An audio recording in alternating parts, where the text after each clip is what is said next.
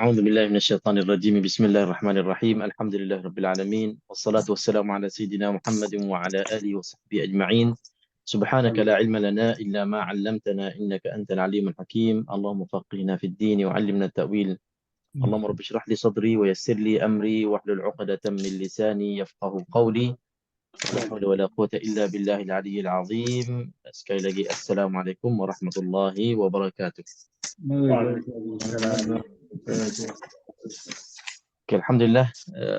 Pertamanya syukur kita kepada Allah Subhanahu Wa Taala untuk pada malam ini dapat kita bertemu lagi. InsyaAllah dapat kita teruskan kelas kita istiqamah bersama kelas Asas Tajwid Al-Quran di mana kita berada.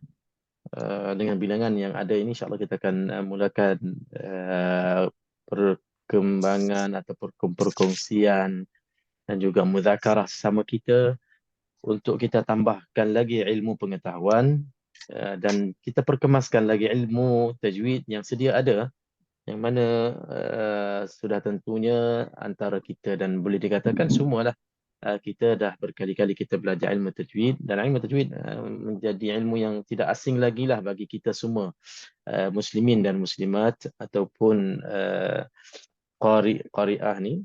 Bila kita membaca Al-Quran, tak asing lagi ilmu tajwid, hukum-hukum tajwid. Cuma tinggal lagi antara kita ada yang kemas, ada yang longgar, ataupun ada yang lupa-lupa, dan ada yang Masya Allah faham dan ingat. Dan ada antara-antara itu. Maksudnya faham, kenal, tapi waktu baca tak dapat sertakan hukum-hukum itu bersama membaca. Dan ada sebaliknya, waktu membaca Masya Allah tak menjadi masalah. Bacaan tajwidnya memang bagus, Al-Quran memang terang, nyata, tapi bila nak disebutkan satu hukum, dua hukum, tak pasti ataupun tak yakin. Jadi semua itu InsyaAllah dalam kelas kita macam kelas-kelas yang basic ini, kita cubalah membantu untuk menambahkan lagi keyakinan kita dan juga jelasnya kita dengan ilmu tajwid. Ilmu tajwid. Dan selalu kita akan ingat-ingatkan dan kita ulang-ulangkan pentingnya ilmu tajwid. Ahamiyatu at-tajwid. Kepentingan tajwid ini memang sangat-sangat tak asing lagi dan boleh dikira, boleh diletakkan antara ilmu yang sangat-sangat Masya Allah kita perlulah dan berbaloi sangat-sangatlah kalau kita usaha dan juga habiskan masa dan lebihkan kesungguhan kita dalam kita memahami ilmu tajwid. Kenapa? Sebab tak ada sedikit pun yang rugi, dan boleh dikatakan setiap huruf ataupun setitik ilmu dalam ilmu tajwid ini bergunanya untuk diri kita, dunia kita, akhirat kita, diri kita, ahli keluarga kita, anak cucu kita dan generasi akan datang. Ini antara ilmu yang boleh saya terangkan begitulah. Saya letakkan ilmu ini setiap titik ataupun setiap fasa ataupun halusnya ataupun masalah sekecil-kecilnya dalam ilmu tajwid ini dapat memberi manfaat kepada kita, dunia kita dan juga akhirat kita. Banding dengan ilmu-ilmu yang lain, ada ilmu-ilmu yang lain kita belajar, kita faham, tapi kadang-kadang kita tak boleh pun nak manfaatkan sepenuhnya. Tak boleh kita nak manfaatkan keseluruhan apa yang kita belajar. Ilmu agama juga, ilmu syariah juga, ilmu agama juga yang ada kait dengan hukum hakam Allah juga. Tapi ada sebahagiannya kita tak boleh manfaatkan waktu ini, masa sekarang. Contohnya lah kita ambil apa-apa ilmu yang lain. Contohnya ilmu fiqh. Ilmu fiqh. Dalam ilmu fiqh yang seluas-luas ilmu fiqh ini, banyak masalah-masalah tak boleh dimanfaatkan selagi mana tak berlaku masalah itu. Contohnya kan, antara contoh yang paling jelasnya, contohnya dalam fiqh ni, ada hukum-hukum yang ada kait dengan apa? Dengan hamba, dengan sahaya, kan? Itu hukum Allah tu. Ada disebut dalam Al-Quran, dalam hadis. Tapi tak ada manfaatnya. Hanya kita sekadar tahu saja. Ilmu apa lagi? Ilmu al-faraid, ilmu al-qiraat, ilmu apa lagi? Ilmu falak, ilmu hisab, ilmu apa-apa yang ilmu, banyak ilmu. Bukan semuanya, bukan setiap ajza'nya, setiap bahagiannya dalam ilmu itu dapat kita bermanfaat sepenuh-penuhnya. Tapi tajwid, Masya Allah, luar biasanya ilmu tajwid ini. Apa? Cuba tuan-tuan sebut. Apa tajuk dalam tajwid yang kita tak boleh manfaat? Semua boleh manfaat. Idghamnya, iqlabnya, matnya, tebal nipisnya, semua hukum-hukum yang ada dalam tajwid tu semua bermanfaat. Macam mana kita nak manfaat? Baca Quran lah. Dan kita dah tentunya berpeluang sangat-sangat untuk membaca Al-Quran setiap masa. Tak dikecualikan. Ada masa-masa tertentu sahajalah. Kan, masa-masa itu memang kita tak perlu pun macam masuk yalah dalam tempat-tempat yang kotor, dalam tandas nak itu memang tak dikira lah. Bagi muslimah pula mungkin ada waktu-waktu uzurnya apa.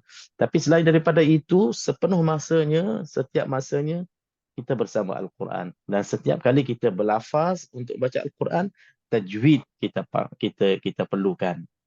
Dan setiap kali kita baca Al-Quran bertajwid, bermanfaatlah untuk dunia kita, akhirat kita. Apa manfaat duniawi kita? Masya Allah, tak terkira lah. Tak terhitunglah kebaikan dunia. Kalau kita banyak baca Al-Quran beserta tajwid, kita akan digolongkan insya Allah orang yang senantiasa zikrullah. Sebab membaca Al-Quran ini termasuk dalam zikrullah, zikir Allah. Kan? Antara zikir yang terbaiknya membaca Al-Quran. Kita mengulang ataupun kita membaca kalamullah. Kita ingat Allah dengan membaca kalam-kalam sucinya. Okey, jadi setiap masa kita berada dalam keadaan baik. Dan antara faedah duniawinya, keduniaannya, kita boleh anggapkan ilmu ini akan menguntungkan kita, boleh kita kongsikan dengan ahli keluarga kita, boleh kita baca bersama anak-anak kita, boleh kita tunjuk contoh tauladan yang baik kepada orang sekeliling kita, termasuk ahli keluarga kita, sahabat-sahabat kita. Berapa ramai orang yang tertarik disebabkan, bukan kita sebut kita lah, berapa kali kita tertarik disebabkan kita tengok orang itu rajin baca Al-Quran. Berapa kali dan berapa kerapnya kita bersemangat disebabkan kita tengok sahabat-sahabat, kawan-kawan kita, ahli keluarga kita mahir membaca Al-Quran, fasih membaca Al-Quran, rajin membaca Al-Quran. Jadi tuan-tuan mungkin ada pengalaman sendirilah, kan? Berapa kerap dan berapa kali bila kita terdengar dan kita tertengok dalam handphone kita sekarang ini, senang je kita tengok, kan? Orang-orang yang baca hebat-hebat, baca Quran bagus-bagus, kita pun terasa macam nak macam dia. Kita pun terasa macam nak jadi macam dia. Kita pun terasa macam nak sesuatu hari nak jadi seorang yang membaca Al-Quran dengan hebatnya. Itu faedahnya. Sebab apa? Sebab menariknya seseorang itu membaca Al-Quran beserta tajwid. Sebab dia bacaannya ada tajwid.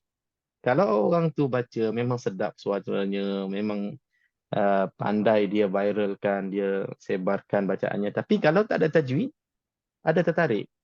Bukan setakat tertarik, tidak tertarik. Bahkan kita ditambah komen dia ataupun orang akan persalahkan, orang akan perbetulkan ataupun orang akan tegur bacaannya. Sebab itu tajwid ini sangat-sangat bermanfaat untuk kita menarikkan minat orang supaya dengan mereka minat disebabkan bacaan seseorang itu menarik dan juga bertajwid, maka cubalah kita bayangkan berapa banyak pahala seseorang itu akan memperolehi dengan asbab orang ikut caranya, orang ikut langkah-langkahnya. Ini termasuk dalam hadis Nabi sallallahu alaihi wasallam, ad-dallu 'ala al-khairi kafa'ilih. Orang yang menunjuk atas kebaikan seperti mana ia melakukannya. Dan banyak lagi, man sanna fil islami sunnatan hasanah falahu ajruha wa ajru man amila biha ila yaumil qiyamah. Siapa yang tunjuk ataupun memulakan satu kebaikan dan diikuti kebaikan itu oleh orang-orang lain, maka baginya kebaikan yang dia amalkan, yang dia tunjukkan, dan kebaikan orang-orang yang beramal selepasnya, disebabkan ia menjadi asbabnya ataupun menjadi puncanya, ila yaumil qiyamah, selagi mana itu berterusan, maka pahala itu tak putus-putus sampai kepadanya. InsyaAllah. Okay, Alhamdulillah, ini sebagai mukadimah untuk malam ini. Kita akan mulakan insya-Allah perbincangan kita. Masih lagi, minta maaf saya belum sempat lagi kumpulkan tajuk baru kita. Jadi kita masih lagi terus dengan murajaah kita supaya dapat kita perkemaskan lagi apa yang kita belajar, tajuk-tajuk yang sudah. Okey, akhir kelas kita minggu sudah kita habis dua jenis hukum dalam bab ahkamul mim sakinah, hukum-hukum mim mati ya. Idgham ikhfa syafawi dan idgham mithlain saghir. Okey, jadi secara kesimpulan ringkas daripada awal, saya nampak beberapa peserta yang baru join kita pada malam ini. Okey, kita dah mula buat murajaah. Yang pertamanya ahkamun nun sakinah wa tanwin, hukum-hukum nun mati dan tanwin. 5 hukum kita dah terangkan satu persatu. Kita dah sampai peringkat peserta yang menerangkan dah. Kita dah sampai peringkat peserta yang menerangkan dan saya akan tambah-tambahlah insya-Allah. Dan kita dah bincang juga ahkamun nun wal mim al musyaddadatain, hukum-hukum nun dan mim yang bersabdu yang kita istilahkan wajib dengung. Dan kita dah mula masuk minggu lepas ahkamul mim sakinah, hukum-hukum mim mati. Hukum-hukum mim mati ada 3, kita dah terangkan. Ikhfa syafawi, dan kita terangkan idgham mithlain saghir ataupun idgham syafawi ataupun idgham mimi, kita dah terangkan minggu lepas. Dan minggu ni insya-Allah kita akan sambung izhar syafawi. Hukum yang ketiga izhar syafawi. Okey, terus siapa yang nak cuba izhar syafawi, terangkan izhar syafawi sebelum saya buat kesimpulan bab al-ghunan, bab dengung-dengung. Silakan, fadhal.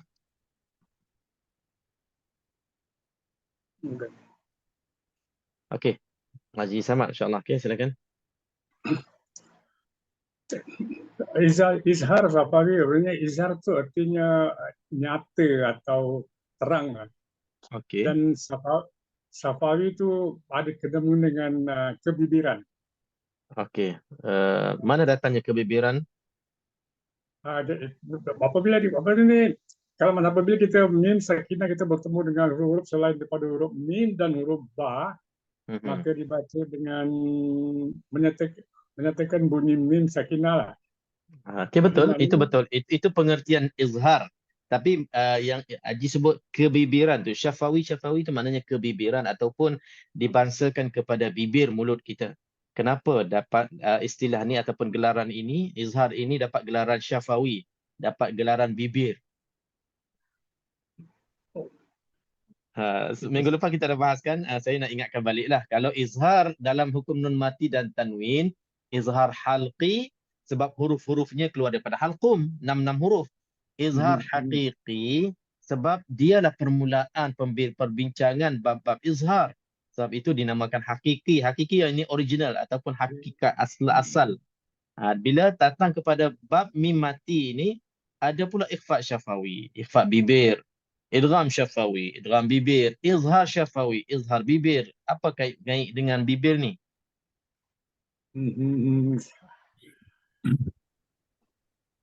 Yang lain boleh tambah? Apabila tanwin atau mim mati bertemu dengan huruf-huruf hijaiyah selain daripada huruf ba dan huruf mim. Tanwin? Bacaan huruf apa? Mim sakinah. Mim sakinah. Mim mati bertemu. Mim mati bertemu. Tanwin tak ada. Tanwin tak ada Tanwin tak ada. Tanwin tak ada. Tanwin pasal tanwin dah jadi huruf nun, Ustaz. Okey, itu. Dah jadi itu betul tu. Saya baru nak tanya tapi dah jawab, tak apalah. Bagus tu. Confident, Ustaz. InsyaAllah. Okey. Okey, sama juga. Masih lagi Haji Bashir sama dengan Haji Samad bagi pengertian. Itu definisi izhar syafawi, iaitu apabila mim sakinah mim mati bertemu selain huruf hijaiyah selain daripada mim dan ba. Istilah soalan saya tuju kepada faqat hanya pada perkataan syafawi itu sendiri. Kenapa izhar ini dinamakan izhar syafawi? Kalau izhar halqi itu halqum, maknanya sebabnya huruf-hurufnya keluar daripada halqum. Yang ini mungkin nanti ada anak cucu kita tanya ke sahabat-sahabat, izhar tahu dah maknanya nyatakan, tapi syafawi itu kenapa nama syafawi? Ustaz, ni mati keluar dari dua bibir mulut tak? Ya, sebab tajuk utama besarnya tiga hukum ini adalah berkait dengan ahkamul mim sakinah, hukum-hukum mim mati. Jadi syafawi ini ada kena mengena dengan mim mati. Kalau idgham mithlain saghir, mim mati bertemu dengan mim. Kalau ikhfa syafawi, mim mati bertemu dengan ba. Kalau izhar syafawi, mim mati bertemu dengan huruf-huruf selain daripada mim dan ba. Maknanya itu syafawi itu kena mengena dengan mim mati itu sendiri. Jadi saya perlu perlu kita semualah insya-Allah setiap huruf atau perkataan yang kita selalu sebut itu kita tahu maksudnya. Kenapa syafawi? Kenapa izhar? Izhar tu nak kena terangkan mim mati. Syafawi itu sebab mim mati itu keluar daripada bibir mulut. Mungkin ada antara kita rasa, oh yalah tak apa, saya tahu pun tak apa, tak tahu pun tak apa. Mungkin tak nampak sangat dia punya kegunaannya. Tapi sebenarnya bila kita faham satu persatu gitu, lebih mudah untuk kita berikan hak hukum itu sepenuhnya. Kalau kita faham izhar tu kena nyatakan. Sebab itu dalam bacaan hukum-hukum izhar tak boleh kita lambat, tak boleh kita delay, tak boleh kita terdengung, tak boleh kita terberhenti sakta, tak boleh kita terlantun, kan? Itu semua sebab apa? Sebab kena nyatakan mim mati. Kalau dalam izhar halqi kena nyatakan nun mati dan tanwin. Nanti kita pergi ke contohnya kita akan nampak. Ya, insya-Allah boleh insya-Allah. Okey. Haji Samad sudah sambung lagi insya-Allah. Macam mana? Yang tadi tu kan, Okey, yang ya. apa yang saya faham lah, mungkin saya salah ya. Dia tidak boleh terputus suara seolah-olah disaktakan apabila kita yang bertemu dengan huruf-huruf ini. Betul. Maknanya dalam izhar ini jangan terputus suara, jangan tersakta. Betul. Dan juga dia tidak boleh dibaca dengan qalqalah kepada mim sakinah itulah. Betul. Okey, sebagai contoh kita cuba ambil contoh terus. Kita buat contoh yang salah supaya tak dilakukan ataupun dielakkan insya-Allah. Contohnya Haji Samad cuba bagi contoh yang salah yang terberhenti tu. Ambil mana-mana contoh di depan kita ini dalam skrin saya dah paparkan. Ambil contoh ni, semuanya contoh ni untuk izhar syafawi. Cuba bagi contoh yang mana izhar itu terputus ataupun tersakta. Umpama ni azam'an.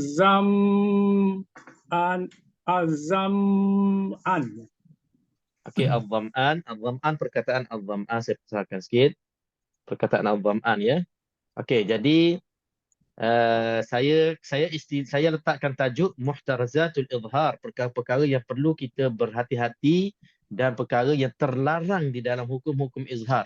Sama ada izhar syafawi, izhar halqi ataupun izhar qamari sekalipun dan izhar mutlak sekalipun, semuanya hukum izhar ini kita kena jaga perkara-perkara ini. Jadi Haji Samad dah sebut, jangan adanya saktah, jangan adanya seolah-olah terputus nafas. Okey, contohnya perkataan al-dham'an, itu yang maksudnya terputus. Kenapa terputus? Adakah orang buat terputus? Ya, memang ada. Sebab apa? Sebab orang ni, kadang-kadang qari-qari'ah ni, dia dah tahu hukum ni izhar. Jadi dia nak nyatakan betul-betul mim mati ataupun nun mati itu sampai dia tak sadar, dia dah terputus bacaan. Dia tak sadar. Al-dham'an, al-dham'an. Saya pernah ceritakan dalam surah Al-Fatihah pernah berlaku siratal ladzina an'amta alaihim. Ini orang hebat dia baca. Orang yang mempunyai orang yang ada pengikut dan anak murid beribu-ribu dah. Tapi dia tak perasan, dia nak terangkan ain dan dia nak terangkan nun mati sampai dia terputus. Siratal ladzina an'amta perkataan an'amta yang satu perkataan dah jadi dua perkataan, dipisahkan. Itu antara yang saya maksudkan di sini, perkara yang harus kita jaga waktu izhar, jangan sampai ada terputus bacaan kita, jangan ada tersaktah. Perkara yang kedua, jangan ada qalqalah. Ini ramai yang adanya qalqalah waktu membaca izhar. Tak kira izhar apa. Okey, siapa tahu contoh qalqalah tu berlaku pada izhar syafawi? Cuba ambil satu contoh dan buat contoh yang salah itu supaya kita elakkan.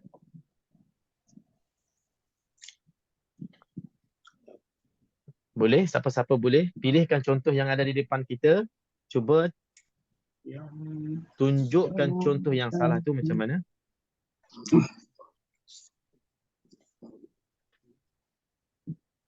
Ada? Okey, saya Okey, cuba ya. silakan Haji. InsyaAllah. Yamtarun, Sekali lagi. yamtarun, yama. Macam pernah dengar aje. Kena pada orangnya. Ya. Okey. Pelantun, Memang pelantun.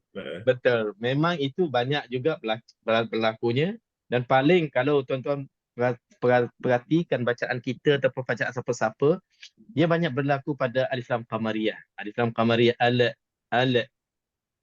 ard al mala fa alqi lam mati banyak senang untuk kita terlantunnya dan terqalqalahnya izhar tadi. Macam Haji Taib sebut tadi, ya ma'tarun, memang senang untuk diqalqalahkan, dilantunkan bunyi mim mati ataupun nun mati ataupun mana-mana huruf izhar, lam mati ke, kan. Jadi itu yang kita nak kena jaga. Bila maksud kita dah faham, izhar tu nak kena jelaskan. Al-izhar bermakna al-bayan, kena jelaskan, kena nyatakan. Maka bila ada qalqalah tak jelas. Yamtarun. Dia dah tak jelas sebab dia dah ada lantun, terlantun. Dia tak jelas. Mati tu, mim mati tu tak jelas. Bila ada saktah lagi tak jelas. Dia terputus. Lagi tak jelas. Jadi apa yang kita nak pada izhar, kita nak kena jelaskan dan nyatakan nun mati ataupun mim mati. Yamtarun. Qadar mim mati itu dia tak ada harakah. Sambil lalu terus kita sambung dengan huruf ta. Yamtarun. Antara ya dengan ta adanya mim mati, iaitu dah kita satu kali kita tutup bibir mulut. Yamtarun terus ke huruf ta. Kalau delay pun tak boleh. Yamtarun, sementara kita nak sebut ta tu macam lambat sikit, nak perhati betul-betul ta ke ya, ta kan nun. Okey, jadi mim tu kita dah tarik panjang. Kita tak maksudkan nak dengung pun, tapi kita bila dah tarik sikit pun tak jelas mim mati tu. Contohnya yang lain. Amsalukum. Bukan dengung, bukan keluar daripada hidung. Cuma kita tarik panjang sikit. Itu pun dilarang dalam izhar. Kita nak kena sebutkan mim mati. Itulah saya istilahkan kalau contoh amsalukum, antara a dengan sa hanya ada satu kali tutup rapat bibir mulut atas bawah kita, terus sebutkan huruf berikutnya. Amsalukum wasyamsi wadu.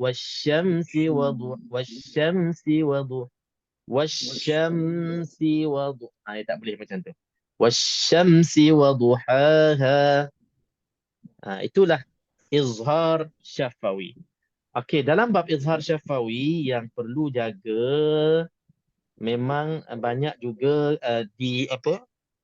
diingat-ingatkan kepada kita, iaitulah contoh apabila mim mati bertemu dengan huruf fa.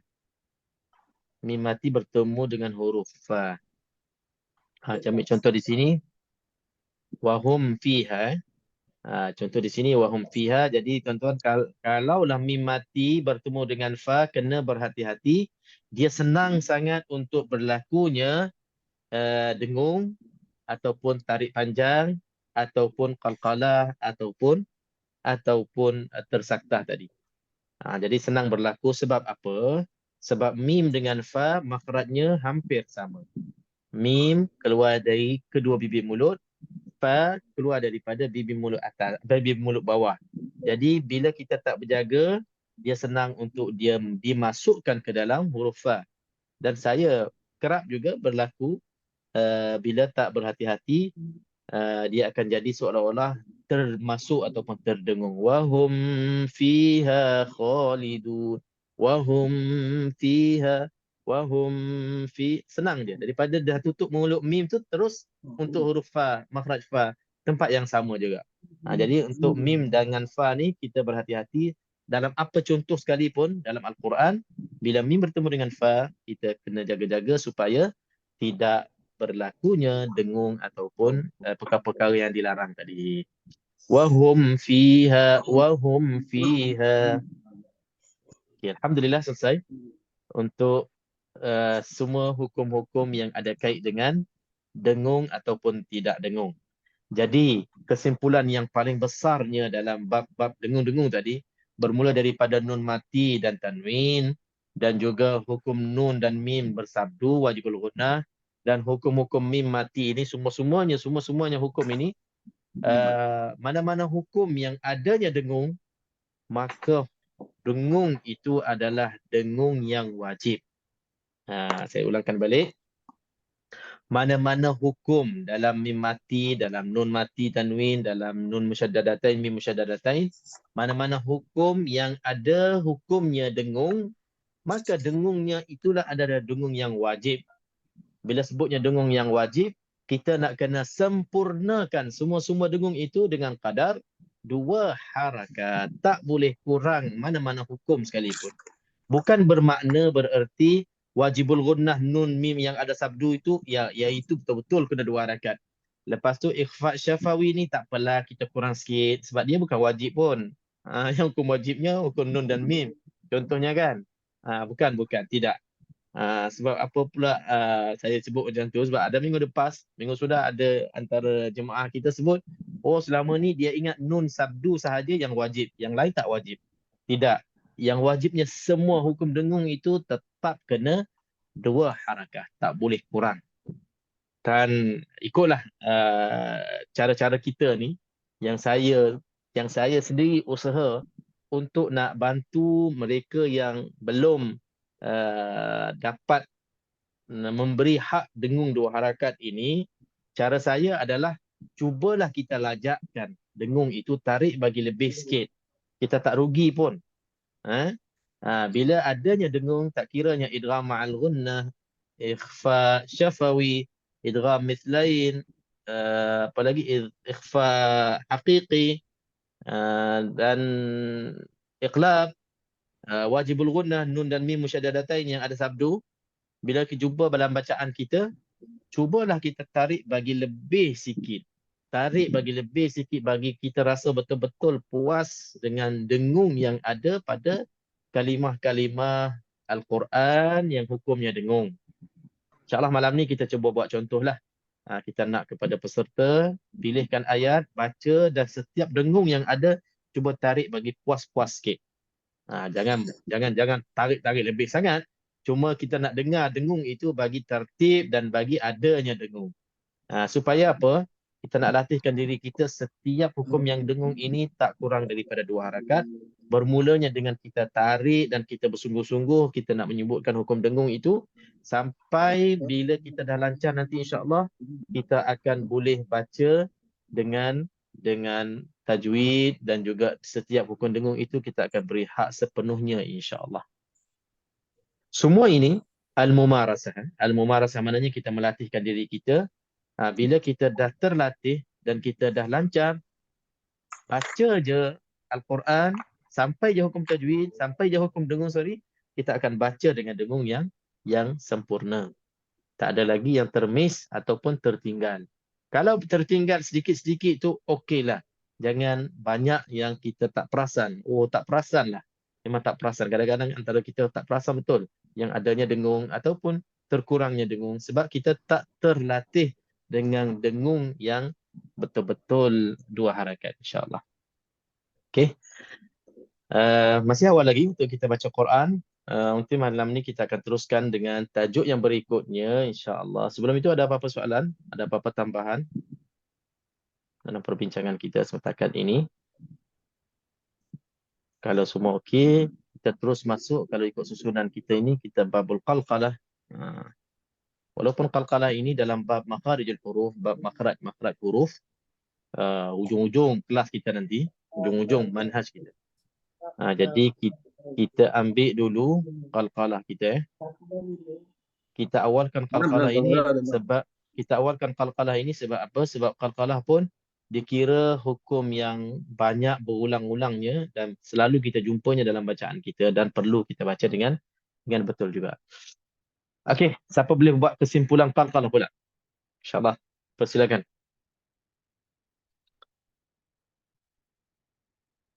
Tafadhal.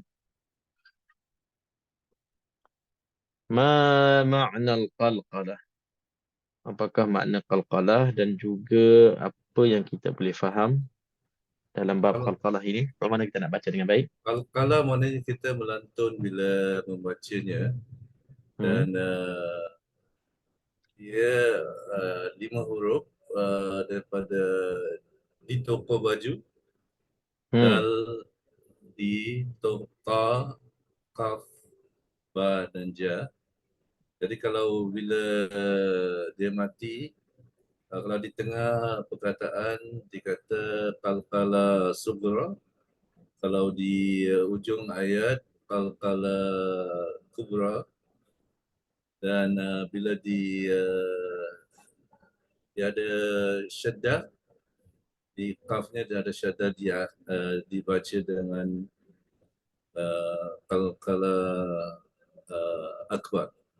Akbar, masya-Allah, dah Ya. terangkan, dah sebutkan semua bahagiannya sekali. Kalau saya tanya, apakah tujuan qalqalah itu?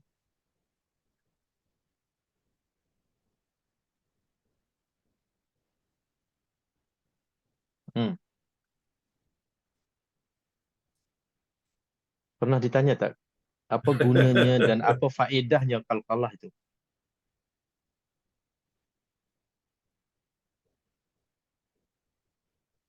Dan kenapa huruf-huruf ini sahaja yang terpilihnya menjadi huruf qalqalah?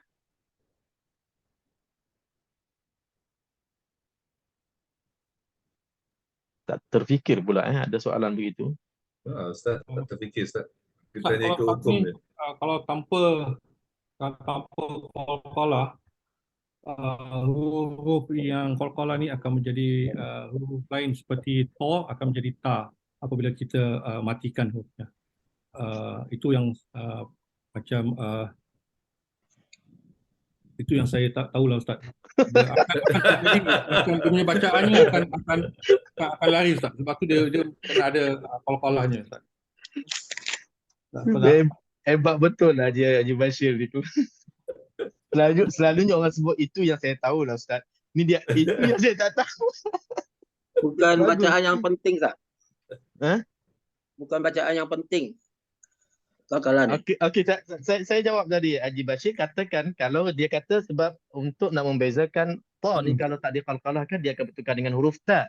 Okey, kenapa ulama tajwid tak pilih ta pun masuk dalam qalqalah juga? Kenapa pilih ta saja? Huruf ta termasuk dalam Allah. Ustaz dah ajar ni, saya lupa Ustaz. Allah. Dalam hukum-hukum makhraj Ustaz. Dia termasuk dalam huruf hams, sifat hams. Ya, Okey, betul. Okey, cuma itulah kenapa lima huruf ni sahaja yang dipilih tercalonnya untuk menjadi huruf qalqalah. Sebab sekarang ini macam kita belum puas lagi macam belum cukup. Kita masukkan lagi huruf-huruf lain dan kita qalqalahkan sama. Lalu orang masukkan huruf lam Ustaz. Huruf lam pun orang qalqalahkan Ustaz. Huruf lam, huruf dad, huruf apa lagi? Huruf zat. Jangan lupa wa idh. Alhamd. Ghairil maghdub wa dha banyaklah al-ard. Saya rasa Ustaz, ini pasal kita tahu hukum-hukum dan sifat-sifat huruf-huruf dan keluarnya di mana dan makhrajnya. Jadi dah ditentukan yang 5 ini dengan makhrajnya dan sifat-sifatnya mesti diqalqalahkan. Itu yang saya tahu. Kenapa? Itu hukumnya, Ustaz. Okey. Tak apalah, kita ringkaskan ya. Sebenarnya Bukan kalau pasal nak cari Ustaz, bukan pasal dia huruf-huruf yang tebal, Ustaz. ba Bukan huruf. jim dal tak tebal. Ba jim dal tak tebal. Qaf dengan ta saja yang tebal. Okey.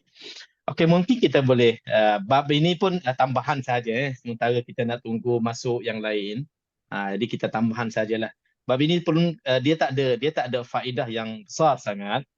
Cuma mungkin kita boleh cerita-cerita sajalah. Dia lebih kepada bahasa, lebih kepada Arab dan lebih kepada pilihan lahjah-lahjah lah. Apa aja abad. Jadi untuk memudahkan dikalkalahkan ataupun dilantun-lantunkan. Kalau tak dia akan tersekat-sekat laluan laluan nafas kita di bahagian-bahagian huruf ini. Itu satu jawapan lah saya dapat. Ak, kalau kata kita tak keluarkan lantunan itu, dia akan tersekat. Ak.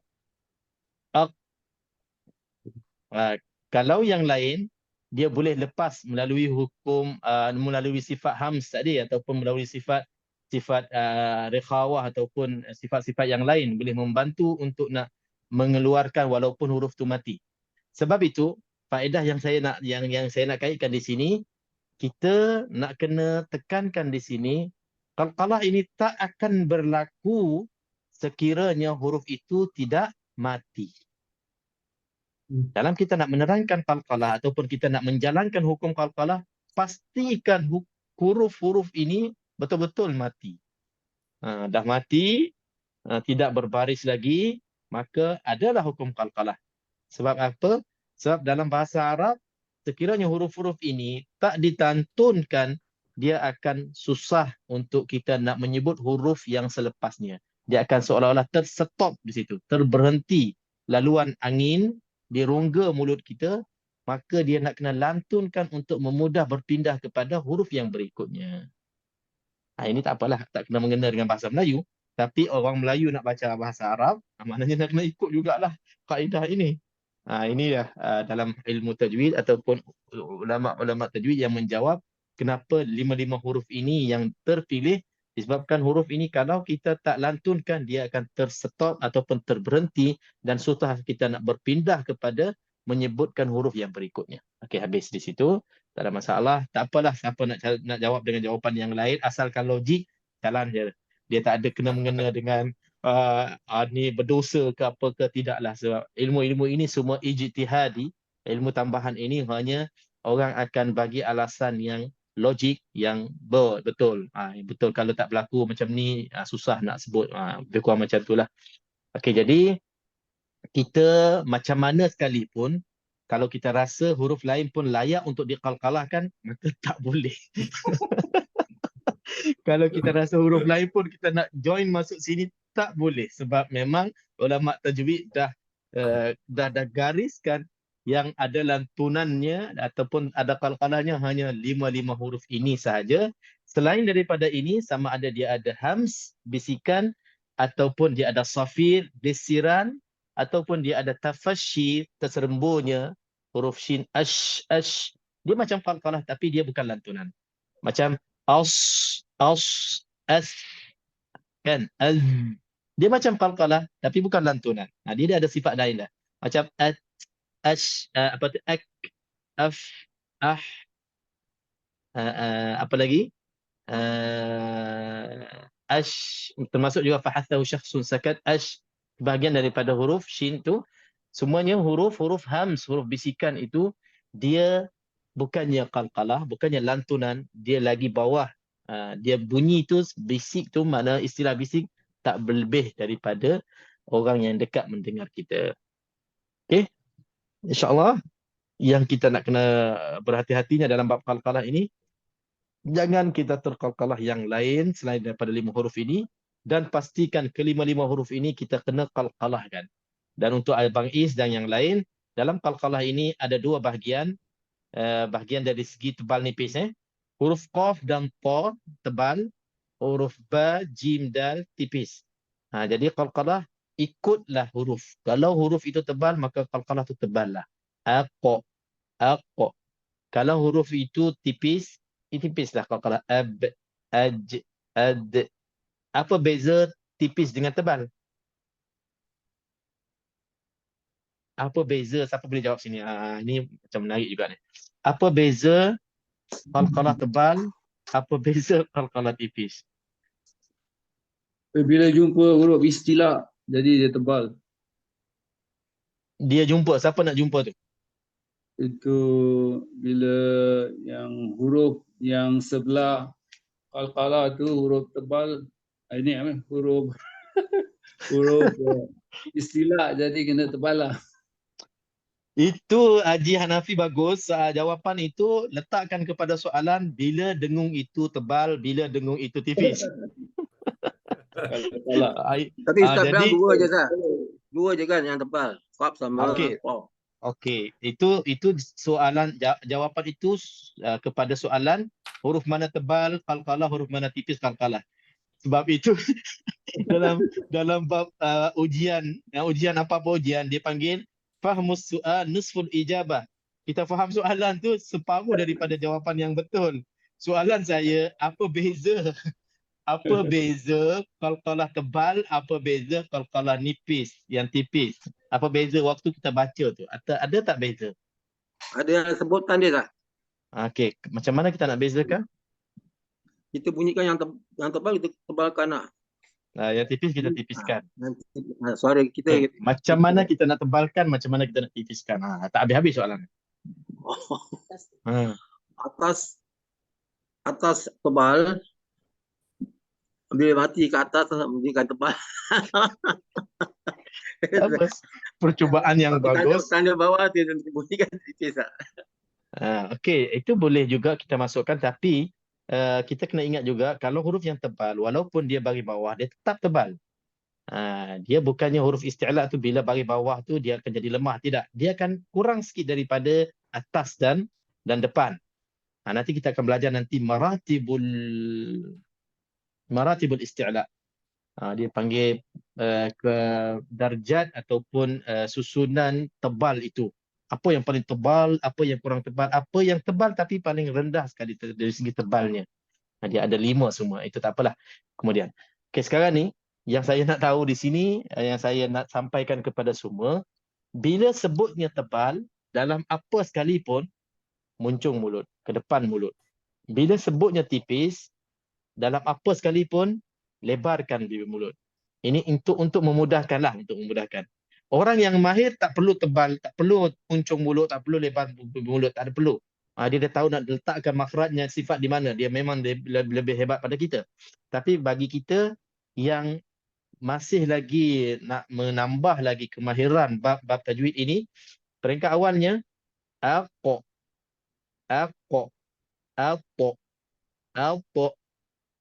nampak ke depan bibir mulut kita. Tapi kalau ba jim dal, ab, aj, ad, semua kita singih je. Lebarkan bibir mulut. Itu beza. Kalau katalah qaf tebal ni, kalau kita tak mencung ke depan, dia akan jadi apa? Aqta. Jadi qalqalah ini tak tebal. Aqta. Cuba kita sambil-sambil senyum, kita sebutkan untuk qaf dan ta. Aqta. Aqta. Begitunya sebaliknya, ba jim dal ini kalau kita tak lebarkan bibir mulut, dia akan jadi tebal. Ab, aju, adu. Kalau kita kedepankan bibir mulut kita. Jadi kaedah untuk tebal dan nipisnya, setiap yang tebal, waktu kita nak menyebutkan, kita kedepankan bibir mulut kita. InsyaAllah, itu membantu sangat untuk memberi hak tebal kepada huruf qaf dan ta.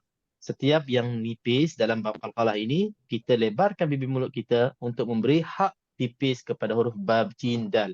Dan begitulah kiaskan untuk tebal-tebal dan tipis-tipis yang lain. Okey, kita tengok contoh di sini. Beberapa contoh yang ada. Okey, seperti mana Haji Taib sebut tadi, qalqalah terbagi kepada 3 bahagian. Qalqalah sughra, wusta dan kubra. Ataupun qalqalah sughra, kubra dan akbar. Pilihlah yang mana satu. Yang pentingnya, qalqalah sughra, iaitulah lantunan itu sederhana ataupun kurang sedikit jelasnya. Lantunan itu ketika di tengah-tengah bacaan. Di tengah-tengah bacaan. Kalau kita kata setengah perkataan, dia tak habis. Ada juga di akhir perkataan, tapi kita masih sambung bacaan. Contohnya, Qul huwallah, okey. Lam yalid wa lam yulad. Hujung perkataan, yulad. Tapi kalau kita sambung dengan ayat berikutnya, wa lam yulad wa lam yakul lahu. Yulad tu jadi hukum apa? Qalqalah apa? Sorry. Kalau sambung, lam Kalau yalid, sambung, lam yalid wa lam yulad wa lam walaupun dia di hujung perkataan, dia tak jadi hukum sughra. Sebab apa? Sebab kita dah sambung. Dia tak jadi kubra walaupun hujung ayat. Walaupun hujung ayat sekalipun, dia tak akan jadi kubra ataupun wusta sebab kita masih dalam tengah-tengah bacaan. Jadi untuk kita nak terangkan qalqalah sughra, iaitulah berlakunya huruf-huruf qalqalah yang sukun itu di tengah-tengah bacaan kita, maka lantunan itu sederhana ataupun kurang sedikit. Untuk yang wusta ataupun yang kubra, tengah-tengah panggil kubra, di akhir bacaan, bukan di akhir ayat di akhir bacaan, sebab kadang-kadang ada juga di tengah-tengah ayat kita berhenti di hujung perkataan, dikira wusta juga ataupun kubra juga. Contohnya lam yalid, kita berhenti dari situ. Walaupun belum habis ayat lagi, tapi wusta ataupun kubra. Jadi jelas sikit. Kenapa jelas? Kenapa yang surah tadi kurang jelas? Sebab yang surah tu kurang jelas sebab kita nak baca lagi huruf-huruf selepasnya. Dia tak habis di situ. Yang wusta ini dia lebih jelas, lebih atas daripada surah. Sebab apa? Sebab kita dah tak sebut yang lain dah. Jadi semua orang akan tumpu dan mendengar lebih jelas bunyi lantunan itu. Walam yulad. Dia tak ada lain dah. Kalau yang sambung tu, lam yalid walam, lid walam, lid walam, de wa. Dia akan cepat nak sebut huruf yang berikutnya, dia tak nampak sangat kelantunan itu. Dia kurang sikit nampak jelas. Tapi bila habis bacaan, walam yulad walam yakul lahu kufuwan ahad. Lebih jelas. Pergi kepada yang ketiga, qalqalah kubra ataupun akbar. Yang akbar ini lagi jelas. Sebab apa? Dahlah hujung bacaan, lepas tu ada sabdu lagi. Jadi sabdu tu kita nak kena tekan lebih lagi daripada kadar biasa. Contohnya, al-haqq. Dia lagi jelas dan dia beza dengan yang tak ada sabdu. Beza dengan yang tak ada sabdu. Kalau orang baca al-haqq, baru dia baca satu qalqalah ataupun satu huruf qaf. Tapi untuk nak baca yang akbar ataupun yang hujung yang ada sabdu, kita nak kena tekan untuk qaf mati dulu. Qaf mati dulu yang ada dalam qaf yang bersabdu ni. Dan kita maklum mana-mana huruf dalam Al-Quran banyak kali kita dah terangkan, insya-Allah lebih jelas insya-Allah pada semua.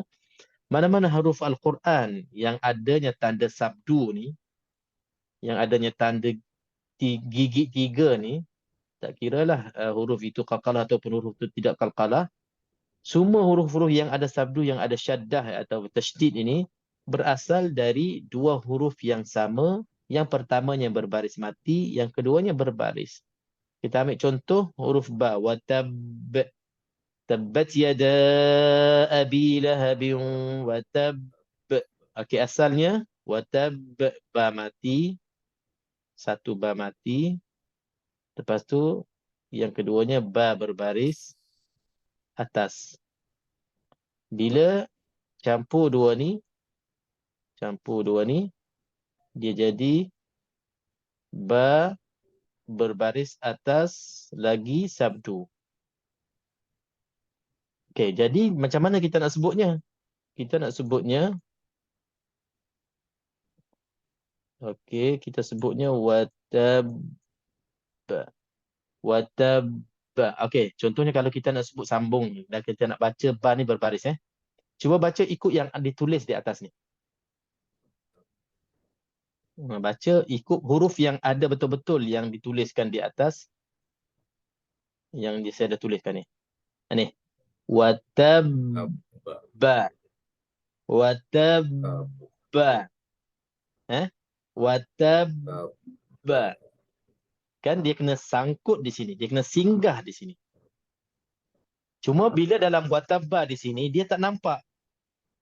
Dia tak nampak di sini. Jadi sepatutnya waktu kita baca, kita kena baca macam tulis asal ni lah. Dia kena singgah juga.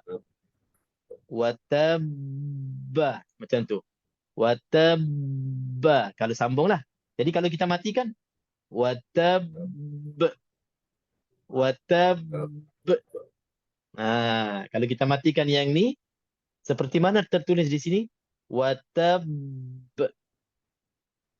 Dalam contoh Al-Haq sama juga. Al-Haq. Al-Hajj. Mad. Ini yang asalnya kenapa macam ada tersangkut sekejap ataupun terberhenti ataupun tertekan di situ. Ghairil maghdubi alaihim walad. Sebelum nak sebut dha tu kena macam walad. Sebab nak kena singgah pada dha yang mati. Yang mati. Dha tu kan huruf walad dha tu kan ada sabdu. Asalnya dha mati dengan dha berbaris atas. Kena singgah atas dha mati baru pergi kepada dha baris atas. Walad dha.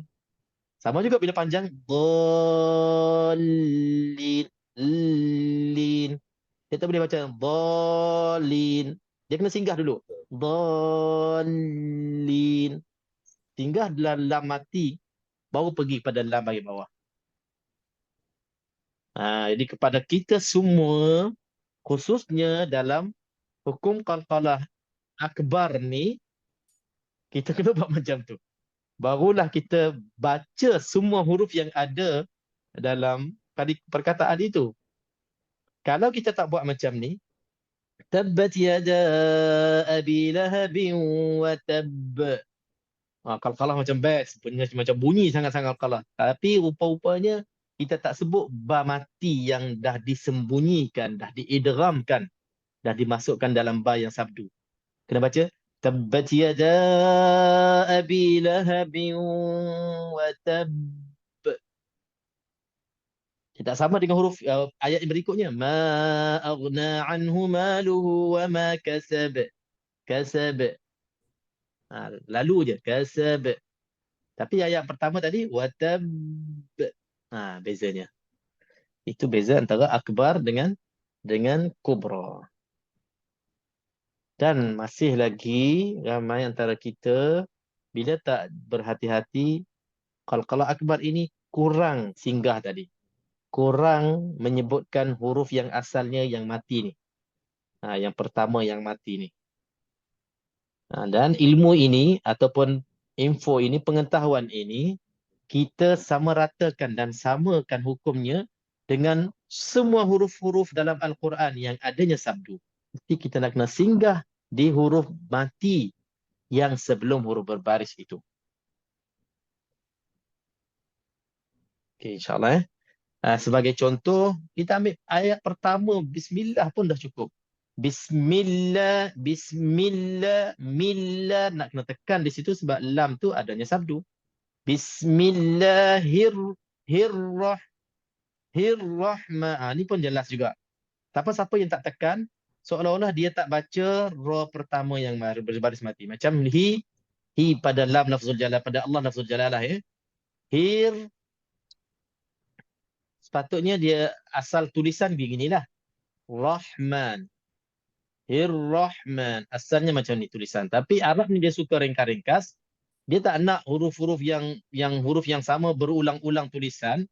Maka dia masukkan ke dalam ni dan dia letakkan sabdu. Lepas tu dia tak tulis dah yang ni. Dia tulis satu je huruf. Tapi pada asalnya macam ni lah. Kita nak kena baca Bismillahirrahmanirrahim. Bismillahirrahmanirrahim. Itu hakikat huruf-huruf yang ada sabdu. Hir-Rahman. Lambatkan sikit supaya ra ini dibaca. Kalau kita tak lambat, Bismillahirrahmanirrahim. Bismillahirrahmanirrahim. Bismillahirrahmanirrahim. Jadi ra ni tak dibaca. Daripada hirah terus di sini. Dia tak jadi yang singgah. Jadi bacaan yang asalnya yang betulnya kena singgah. Hirrah. InsyaAllah jelas ya. Sebab masih ramai lagi qari-qariah kita bila tak jaga-jaga, berulang huruf-huruf yang tak ada sabdu ini tak ditekankan, dan selalu kita akan tegur dengan kata tekankan, jelaskan, tekankan dan jelaskan ra, sabdukan, tasydidkan huruf-huruf yang ada tasydid. Okey, itu sahaja untuk perbincangan kita pada malam ini, dan tambah-tambahan itu mudah-mudahan insya-Allah bertambah jelas lagi ilmu pengetahuan kita tentang hukum-hukum yang basic yang dikira dah banyak dah kita belajar, dah lama dah kita kenal. Tapi bila kita bincang-bincang begini, kita akan bertambah lagi pasti dan juga jelas apa yang kita bincang dan apa yang kita faham selama ini. Okay, kita ada masa sedikit lagi. Saya akan buka mana-mana surah untuk kita latihkan diri kita membaca Al-Quran dengan dengung yang betul-betul. Dengung cukupkan dengung itu betul-betul harakahnya ataupun qadar dua harakahnya insya-Allah. Okay, sekejap nanti saya share screen. Surah apa kita nak pilih?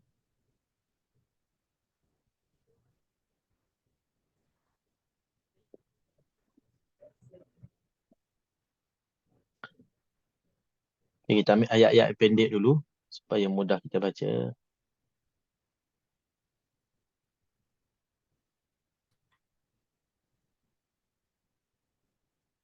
Okay, kita mula dengan surah Asy-Syu'ara. Saya pilih surah Asy-Syu'ara.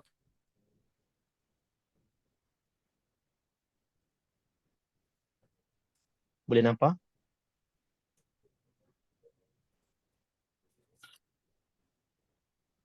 Asy-Syu'ara muka surat 367.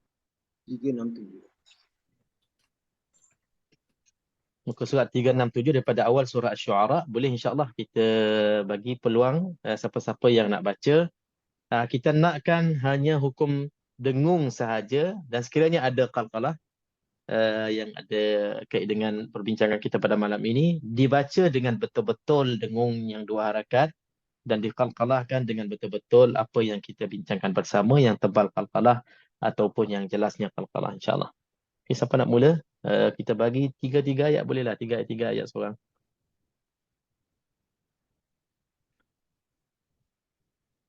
Fadhal, siapa nak mulakan insya-Allah? Okay, saya cuba dulu start. Okey, silakan. Bismillahirrahmanirrahim. Qasim.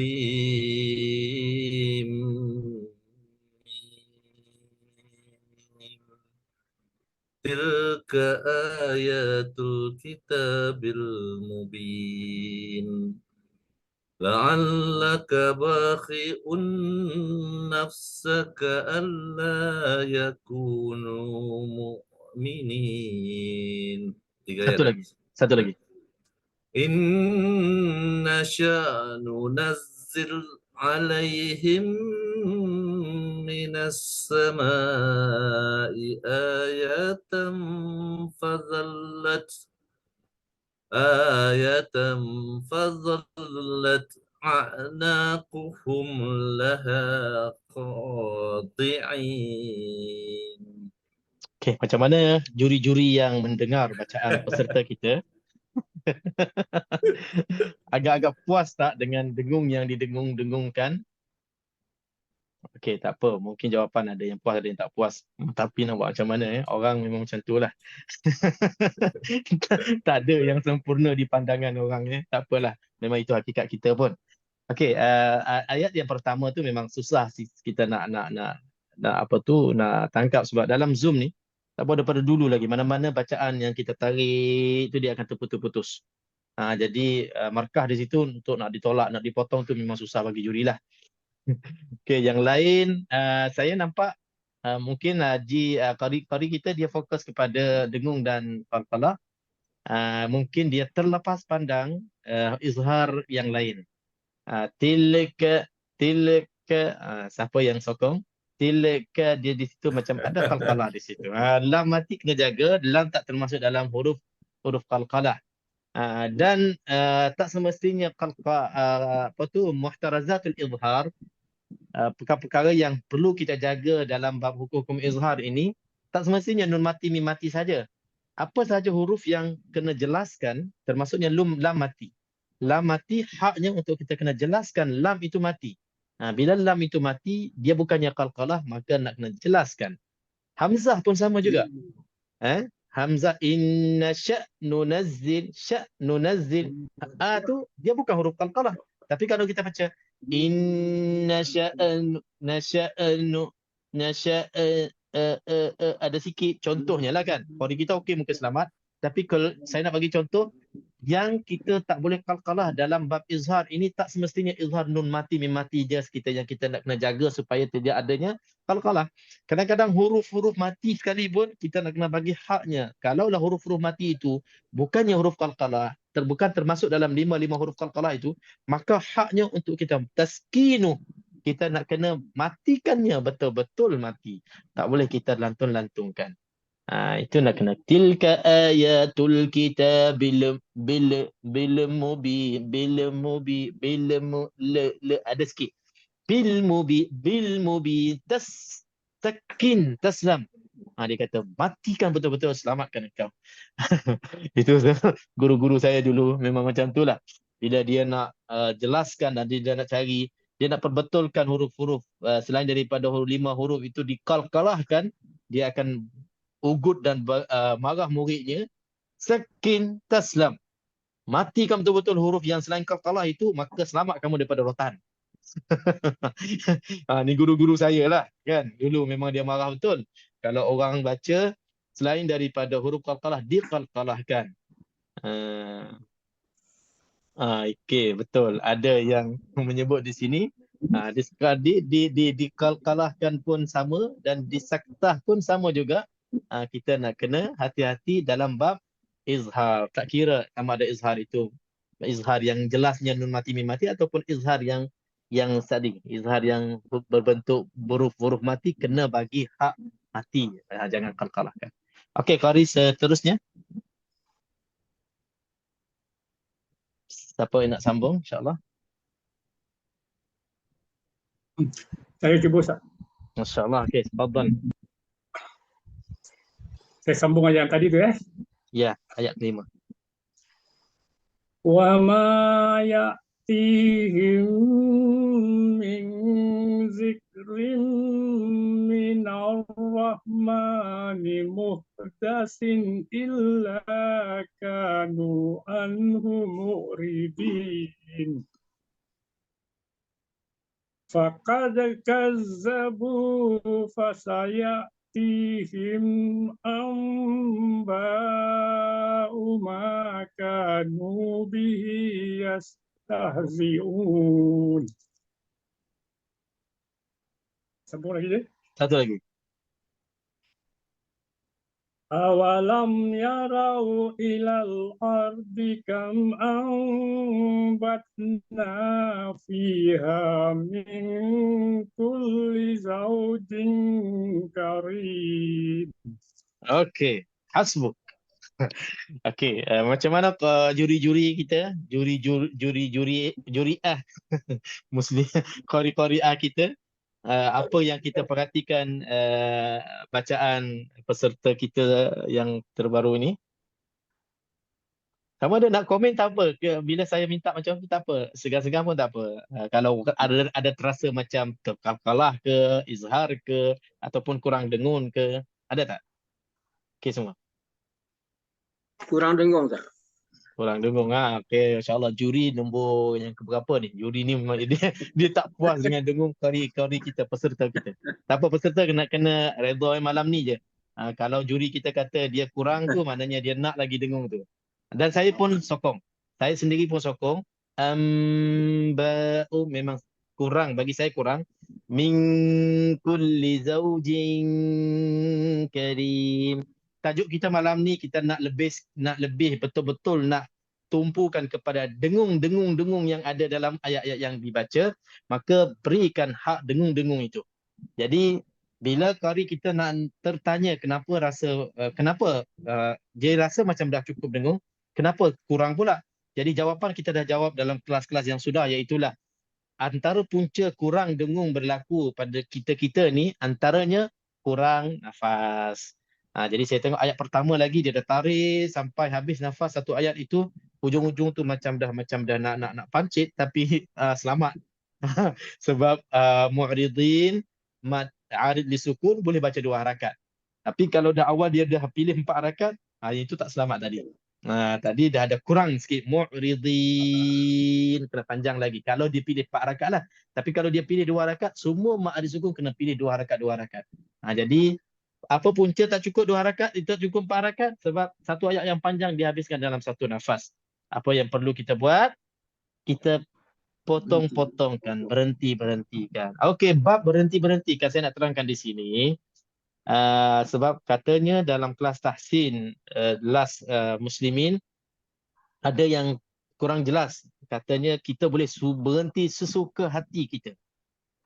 Bab ayat yang panjang, bila nafas kita panjang ke pendek, kita boleh berhenti sesuka-suka hati kita, asalkan bila kita berhenti kita patah balik. Itu mafhum yang disampaikan kepada saya. Saya jelaskan di sini, kalau fahaman macam itu bagi saya kurang tepat. Saya tak maksudkan begitu. Saya maksudkan dalam bab kelas tahsin yang last kali kita bincang, Jumaat malam Sabtu sudah, kita bincang bab sekiranya nafas kita pendek, maka kita boleh berhenti di mana-mana asalkan sebelum habis nafas. Tajuk kita sekiranya nafas kita pendek. Bagi orang yang nafas panjang, dia tak boleh pilih sesuka hati nak berhenti di mana. Yang afdal sekalinya, tarik dengan nafas yang Allah bagi yang panjang itu dan parking ataupun berhenti di tempat yang disediakan. Parking yang disediakan. Barulah tak kena saman. Barulah tak berlaku salah. Sebab Allah dah bagi nafas yang panjang, dia tak termasuk dalam waqaf ittirari, waqaf yang dia memerlukan ataupun terpaksa ataupun tiba-tiba kena berhenti, emergency berhenti. Tidak, dia tak termasuk dalam golongan itu. Gunakan nafas yang panjang itu, Masya Allah, kalau dia boleh satu nafas dengan habis satu ayat yang panjang, itu yang terbaik. Ataupun dengan satu nafas yang panjang, dia boleh tarik, dia berhenti tempat yang memang ada tandanya waqaf, jim ke, solat ke, qada ke, itu yang terbaik daripada dia berhenti-berhenti ataupun dia putus-putuskan. Bukan bermakna orang yang nafas panjang ini, dia pula mentang-mentang nafasnya panjang, macam surah ayat-ayat pendek ni, dia cantumkan habis semua surah-surah. Dia cantumkan semua ayat-ayat. Sambung ayat-ayat sampai 3-4 ayat dia belasah, itu pun kurang tepat juga. Nafas yang panjang gunakan pada ayat yang panjang, habiskan. Ataupun kalau nafas tu panjang, bila ayat-ayat pendek berhentilah dekat hujung ayat ini untuk mendapatkan pahala setiap kali berhenti di penghujung ayat. Itu sunnah Nabi SAW. Sekali-skalanya kita sambung-sambung boleh untuk nak tahu hukum, macam mana kita nak baca huruf yang terakhir itu barisnya apa. Sekali-skalanya kita boleh sambung-sambung sekiranya kita nak baca qadar yang panjang. Sekali-skalanya boleh sambung-sambung ayat-ayat ini sekiranya kita nak laju. Ini antara sebab-sebab yang dibolehkan kita sambung-sambungkan ayat. Alhamdulillahi Rabbil Alamin Ar-Rahmanir Rahim Maliki Yawmiddin Iyyaka na'budu wa iyyaka nasta'in Ihdinas siratal mustaqim. Contohnya kan, kita nak sambung-sambung nak tahu huruf ayat itu barisnya mana, macam mana nak sambung. Nasta'inu dina, bukan nasta'inu ihdina. Itu semuanya hukum-hukum yang bila kita sambung-sambung ayat. Boleh begitu sekali-sekala, bukannya selalu. Okey, insya-Allah. Qari yang 3 insya-Allah, yang terakhir insya-Allah boleh. Berkenaan bacaan saya tadi, terima kasih pada yang juri kurang. Pada mungkin kekurangan saya cuba nak kontrol tak terlebih daripada dua atau tiga harakat. Itu yang saya cuba. Tapi apa-apa pendapat Ustaz? Okey. kita kalau dah sampai tahap kita dah memang kenal betul-betul setiap hukum dengung itu 2 harakat, bila sampai tahap itu ya bagus untuk kita kontrol. Tapi maknanya kontrol jangan terlebih daripada 2 harakat. Tapi jangan sampai bila kita terlampau kontrol dia jadi kurang daripada 2 harakat. Apa bukti saya dan hujah saya selalunya yang kita nampaknya kurang 2 harakat itu di hujung-hujung ayat ataupun di hujung-hujung nafas kita. Tuan perasan tak ayat tadi, ayat yang ke-7, awalam yarau ilal ardi kam ambatna. Di sini okey lagi. 2 harakat tu yang memuaskan. Tapi bila dah hujung-hujung fiha min kulli zaujin karim, sebab nafas tu dah mula kurang, dah kita bajet dah nafas di sini. Di min kita dah kurangkan sikit, zaujin kita dah kurangkan sikit. Jadi kalau kita nak betul-betul berhati-hati dan adil, biar min sama dengan jing sama dengan ambatna fiha min kulli zaujin karim. Itu baru terbaik. Jadi yang dua ni lah Ustaz, yang Ming dengan Jing tu lah yang Ya betul. Dan yang saya perasan juga ba'u di sini pun bagi saya kurang. Ba'u di sini. terima kasih Ustaz. Okey, sama-sama. Alhamdulillah. Okey, yang terakhir insya-Allah kita ada sikit lagi masa. Kurang-kurangnya 3 kali malam ni ataupun ada tak?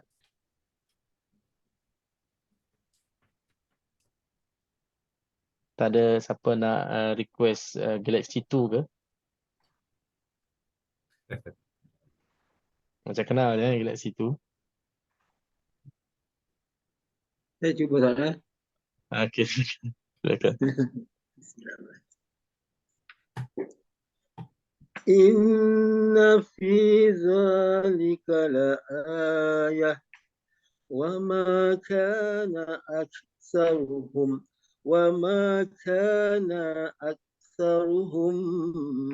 mu'minin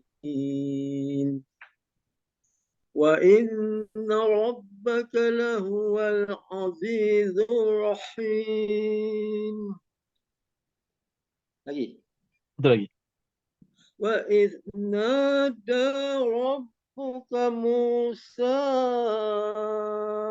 أَنِ ائْتِ الْقَوْمَ الظَّالِمِينَ. Ada pula hukum dengung. Teruskan satu lagi. قَوْمَ فِرْعَوْنَ أَلَا يَتَّقُونَ. Satu lagi last. قَالَ رَبِّ إِنِّي أَخَافُ أَن يُكَذِّبُونَ. Masya-Allah. Okey, alhamdulillah sampai situ. Tak Okey. jumpa dengung tak Tak jumpa dengung pula kebetulan. Tak banyak dengung. Okey, macam mana kori-kori juri-juri yang lain? Okey tak? Bacaan peserta terakhir kita pada malam ini.